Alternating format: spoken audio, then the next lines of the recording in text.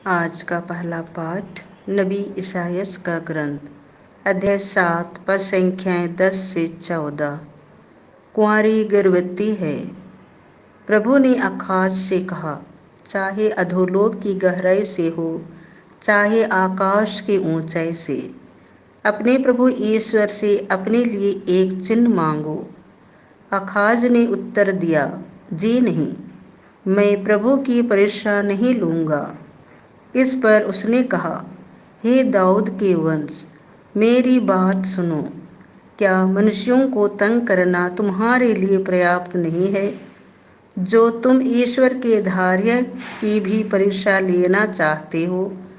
प्रभु स्वयं तुम्हें एक चिन्ह देगा, और वह यह है, एक कुंवारी गर्भवती है, वह पुत्र प्रसव करेगी, और वह उसका नाम इमानुएल रखेगी, जिसका अर्थ है प्रभु हमारे साथ है। यह प्रभु की वाणी है। आज का दूसरा पाठ इब्रानियों के नाम संत पौलुस का पत्र अध्याय 10 पद संख्याएं 4 से 10। हे ईश्वर, मैं तेरी इच्छा पूरी करने आया हूँ, जैसा कि धर्म ग्रंथ में मेरे विषय में लिखा है। सांडों तथा बकरों का रक्त पाप नहीं हरता, इसीलिए मसीह ने संसार में आकर यह कहा, तूने ना तो यज्ञ चाहा और ना चढ़ावा, किंतु तूने मेरे लिए एक शरीर तैयार किया है। तू ना तो होम से प्रसन्न हुआ और ना प्रायश्चित के बलिदान से। इसीलिए मैंने कहा, हे ईश्वर, मैं तेरी इच्छा पूरी करने आया हूँ, जैसा कि धर्म ग्रंथ में मेरे विषय में लिखा हुआ है। मसीह ने पहले कहा, तूने यज्ञ, चढ़ावा, होम अथवा प्रायश्चित का बलिदान नहीं चाहा, तो उनसे प्रसन्न नहीं हुआ। यद्यपि ये सब संहिता के अनुसार ही चढ़ाए जाते हैं। तब उन्होंने कहा, देख, मैं तेरी इच्छा पूरी करने आया हूँ। इस प्रकार वह पहली व्यवस्था को रद्द करते और दूसरी का प्रवर्तन करते हैं। यीशु मसीह के शरीर के एक ही बार बलि चढ़ाए जाने के कारण हम ईश्वर की इच्छा के अनुसार पवित्र किए गए हैं। यह प्रभु की वाणी है। संत लुकस के अनुसार पवित्र सुसमाचार अध्याय 1 पद संख्या 26 से 38। देखिए, आप गर्भवती होंगी और पुत्र प्रसव करेंगी।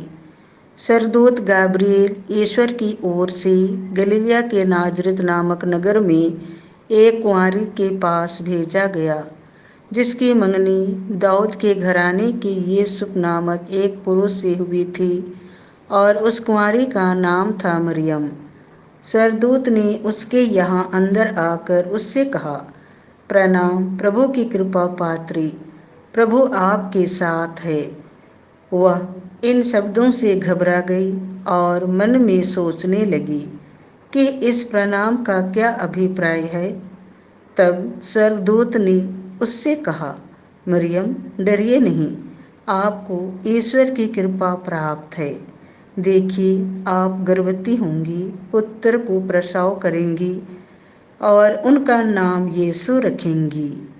वह महान होंगी और सर्वोच्च प्रभु के पुत्र कहलाएंगे। प्रभु ईश्वर उन्हें उनके पिता दाऊद का सिंहासन प्रदान करेगा। वह याकूब के घराने पर सदा सर्वदा राज्य करेंगे, और उनके राज्य का अंत नहीं होगा। पर मरियम ने स्वर्गदूत से कहा, यह कैसे हो सकता है? मेरा तो पुरुष से संसर्ग नहीं है।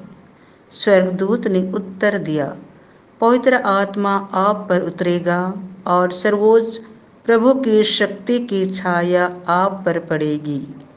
इसलिए जो आपसे उत्पन्न होंगी वह पवित्र होंगी और ईश्वर के पुत्र कहलाएंगे। देखिए, बुढ़ापे में आपकी कुटुंबिनी एलिजाबेथ के भी बेटा होने वाला है।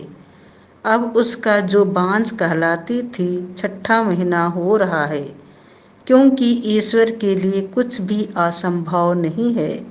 मरियम ने कहा, देखिए, मैं प्रभु की दासी हूँ, आपका कथन मुझ में पूरा हो जाए।